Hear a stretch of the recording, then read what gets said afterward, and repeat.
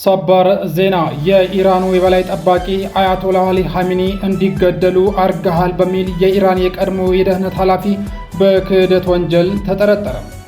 ለረጅም ዓመታት የኢራን የእስላማዊ አብዮታዊ ዘብ ኃይል የስለላ መዋቅር በበላይነት ሲመሩ የቆዩት ሁሴን ታኢብ ከእስራኤል ጋር ግንኙነት አላችሁ በሚል በቁጥጥር ስር መዋላቸው ተዘግቧል።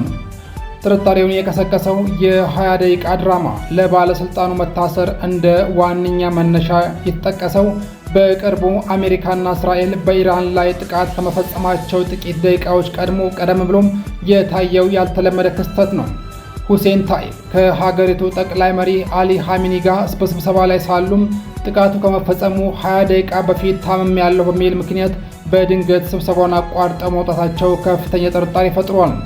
ይህ ድርጊታቸው ስለ ጥቃቱ አስቀድሞ መረጃ እንደነበራቸውና ራሳቸው ለማዳን እንዲሁም ለጠላት መረጃ አሳልፈው በመስጠት ሳይተባበሩ እንዳልቀሩ ነው የተገመተው።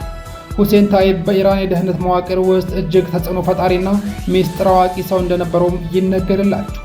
እንደ አይሪሽ ታይምስ እና እንደ ኢራን ኢንተርናሽናል ዘገባ ከሆነ የእሳቸው መታሰር በኢራን ከፍተኛ አመራሮች መካከል ያለውን ያለመተማመን ስሜት ከፍ ከማድረጉም በላይ የሞሳድ ሰርጎ ገብነት እስከ የትኛው ስልጣን እርከን ሊሆን እንደሚችልም እየተዘገበ ነው። በአሁኑ ወቅት ባለስልጣኑ በከፍተኛ ጥበቃ ስር ሆነው ምርመራ እየተደረገባቸው መሆኑን ታውቋል።